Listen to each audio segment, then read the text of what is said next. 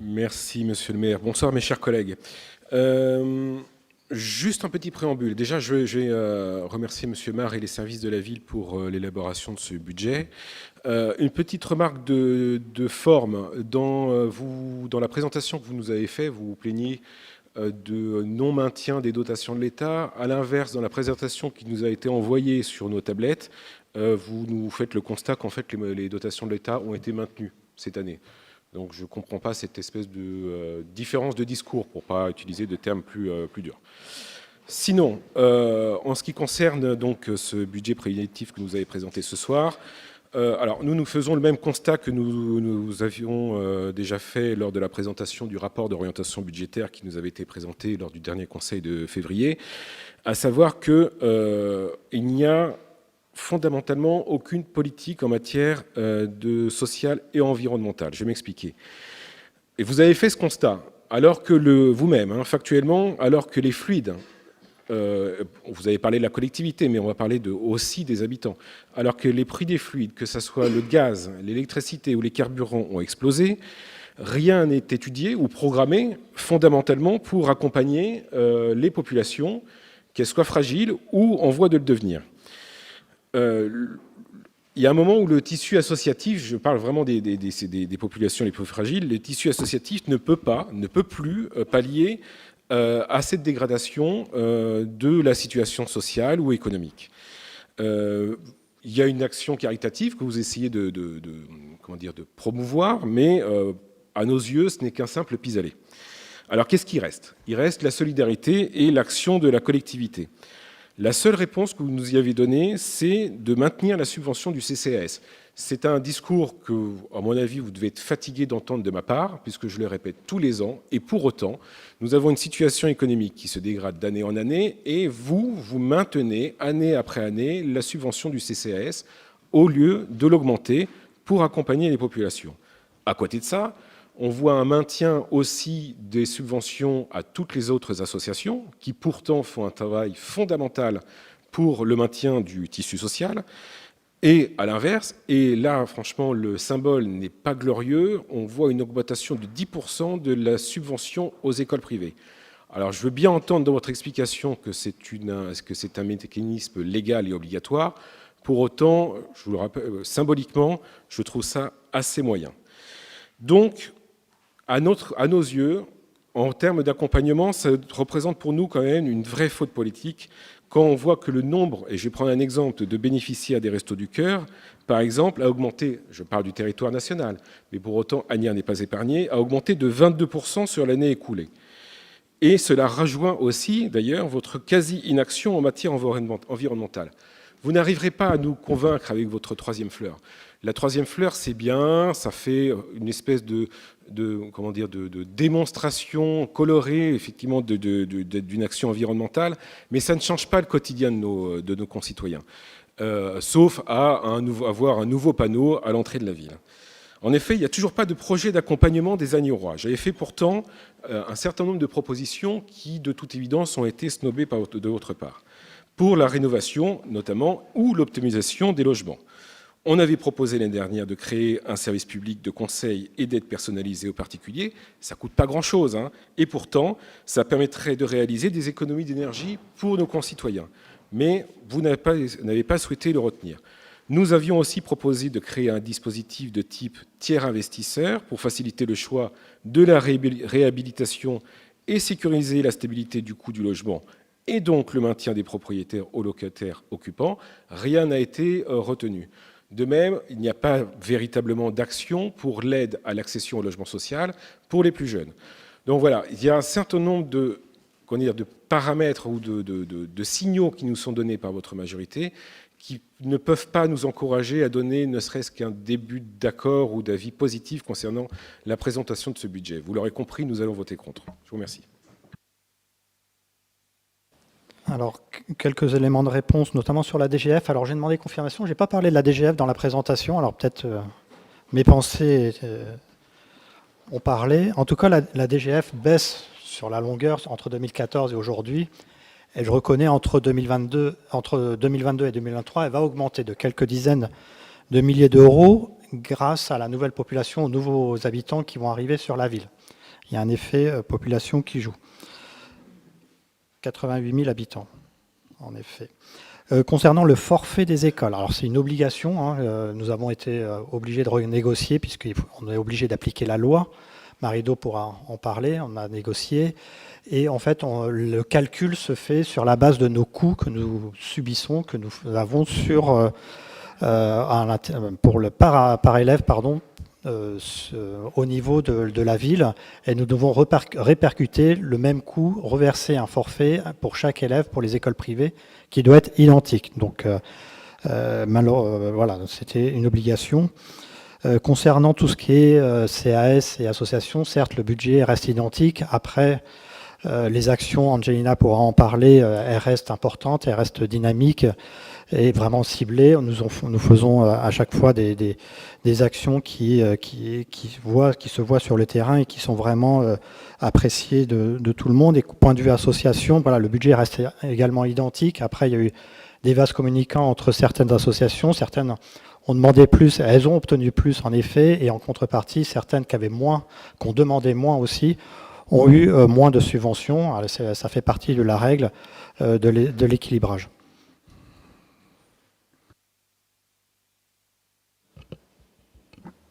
Angelina. Donc, beaucoup d'interrogations s'est porté sur le maintien de la subvention d'1 735 000 € au CCAS. Donc, je rappelle seulement que ce montant, qui est un montant important, qui est quand même maintenu depuis 2020, 2021, 2022, puis 2023, sachant que nous avons traversé depuis une crise sans précédent, et tout le monde le sait.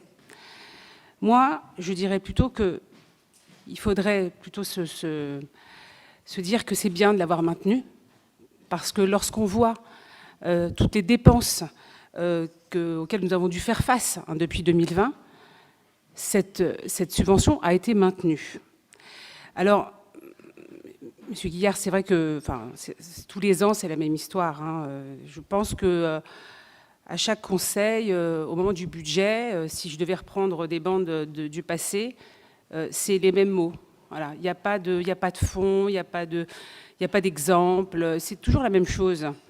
Et alors, maintenant,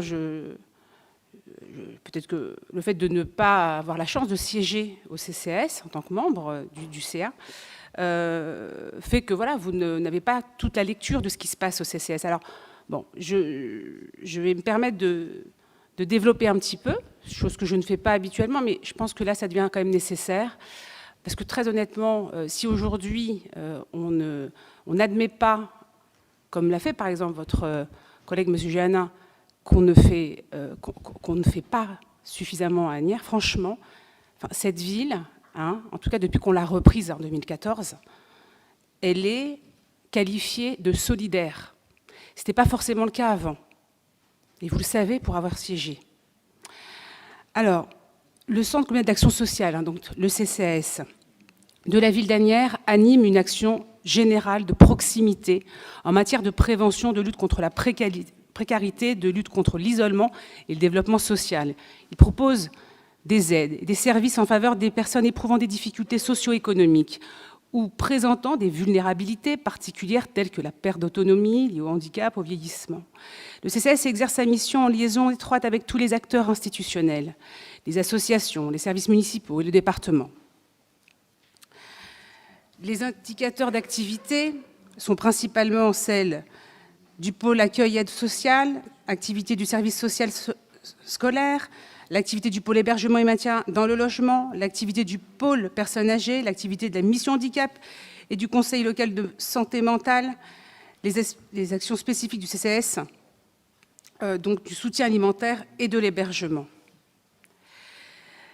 Alors oui, le CCAS est confronté à des situations toujours plus nombreuses et plus complexes en raison de l'accroissement des besoins sociaux des publics, mais aussi des difficultés d'accès à ces publics aux institutions qui réforment ou dématérialisent, M. Géana en parlait tout à l'heure, leurs procédures limitant les possibilités d'accueil et d'attribution d'aide. Pour 2023, les orientations sont les suivantes. Donc, ce sont des choses qui donc l'existant est là, mais on va l'améliorer, voyez-vous. Donc, puisque en complément des missions quotidiennes et du suivi des situations, le CCS va proposer sur l'orientation 2023, et Mme Ravière était d'ailleurs présente sur le débat d'orientation budgétaire il y a quelques jours. Dans le cadre de l'enfance, l'organisation de l'initiative du CCS, avec le concours de l'éducation nationale et du conseil départemental, d'une rencontre pour les personnes enseignantes du premier degré sur la protection de l'enfance. Pour les personnes âgées, l'attribution de chèques énergie dans les résidences autonomie. La rénovation de logements dans une optique de prévenir les chutes, travaux financés en partie par le département. L'accompagnement des résidents identifiés, un médecin traitant en raison donc du départ de nombreux généralistes sur la ville. La majoration de l'ACVA, c'est une aide financière spécifique à Asnières qui est dédiée donc, aux personnes percevant en général le minimum vieillesse. Pour le handicap, le renforcement de la mission handicap avec un nouveau poste dédié à l'accueil des primo-évaluations des demandes. La recherche d'un logement de transition pour les personnes souffrant de handicap psychique, avec un chez-soi d'abord. Pour l'hébergement et le maintien dans le logement, le renforcement des actions initiées depuis 2020 en faveur des parcours des personnes en rupture d'hébergement et de la coordination des maraudes à l'initiative du CCS sur le territoire communal. L'accroissement des ressources du CCS en hébergement complémentaire du CHU, chambre d'hôtel, social, partenaire avec Hôtel Service Plus, c'est tout récent, on le votera demain au conseil d'administration du CCS. Plateforme, donc c'est une plateforme d'orientation des personnes isolées avec des coûts hôteliers très bas, à peu près 40 € la nuit. L'amélioration de la situation des hébergés du CHU en matière de santé, avec des interventions au sein des structures, l'équipe mobile de la Croix-Rouge proposant un soutien psychologique et l'équipe mobile Altaïr, groupe SOS, proposant des soins médicaux. Voilà. Sans compter évidemment le soutien alimentaire que nous avons mis en place, que nous allons renforcer aussi. Donc, dire que on fait pas mieux, pas quasiment rien, quoi. Donc bon, c'est sûr que les agents du CCS apprécieront en tout cas votre intervention. Et je vous rassure, avec toutes ces actions que nous mettons en place, le CCS n'est pas déficitaire. Et il n'a pas eu l'utilité de demander plus à la ville. Merci. Merci. Pour en terminer sur ce chapitre avant de passer au vote. D'abord, je tiens à féliciter et à remercier l'action de M. Bouvrin, directeur général des services, ainsi que M. Zalkowski, directeur général adjoint des services. Féliciter aussi les élus de la majorité municipale pour leur travail et remercier aussi tous les employés de la commune, puisque tout ça est un tout et que ce budget, évidemment, est le budget de tous les Asniérois. Vous dire aussi, mais ça a été évoqué par Guillaume Mar, maire adjoint, le fait que, à la différence de certaines collectivités qui ont simplement augmenté de façon considérable leurs impôts locaux, ou d'autres qui ont simplement décidé de ne plus dépenser ou de rogner sur beaucoup de dépenses ou de moins investir, nous avons fait le choix, nous, puisqu'on parle de temps en temps d'orientation budgétaire, de plan d'investissement, etc. Nous, déjà, le premier choix qu'on a fait, c'est de tenir nos engagements de la campagne de 2020. Et je pense qu'il n'y a pas de plus beau plan d'investissement que cette campagne de 2020, déjà. C'est le premier point.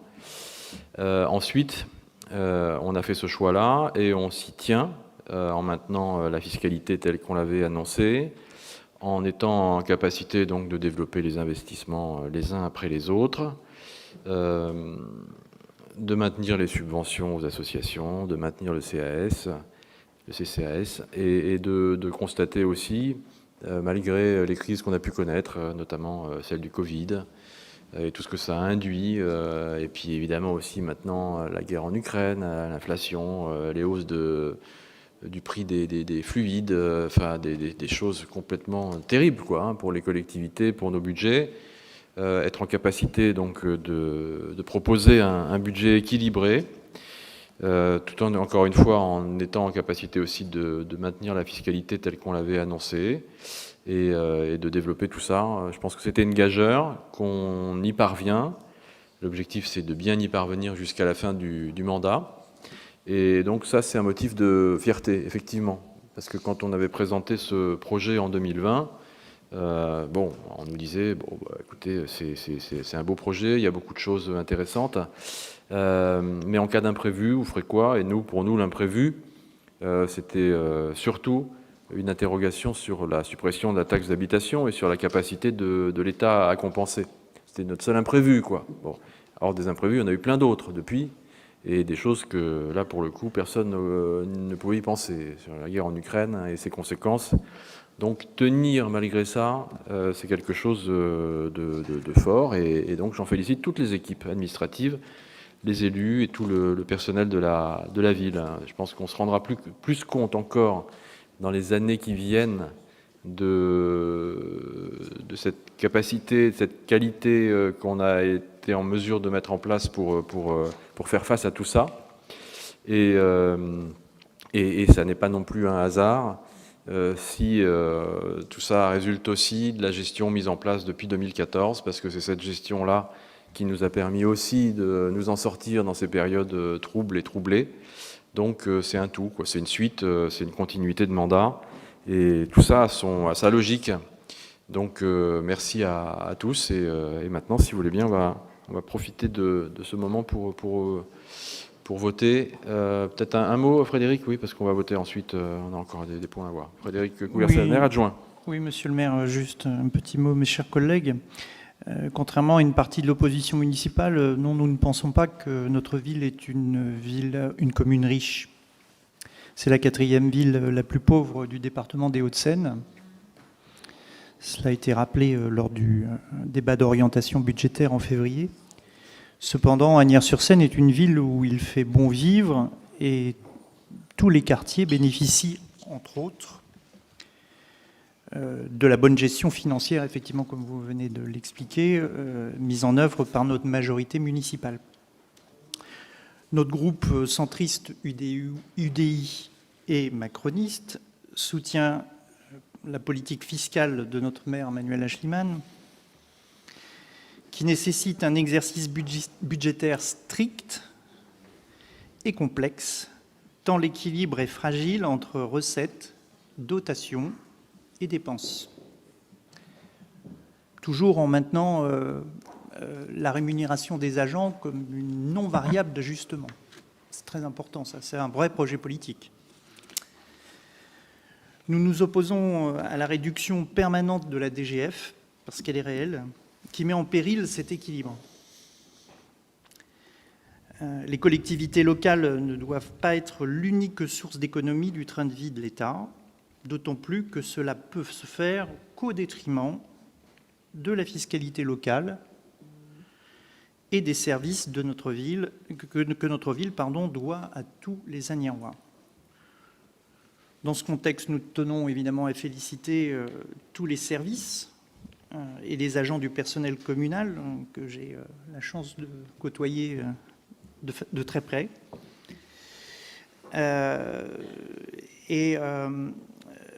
Qui ont contribué évidemment à l'élaboration de ce budget sérieux et conforme à nos engagements. En particulier la direction des finances, et nous réaffirmons notre pleine confiance dans la politique locale et les orientations budgétaires menées par notre majorité municipale en votant sans réserve ce budget 2023. Je vous remercie pour votre attention.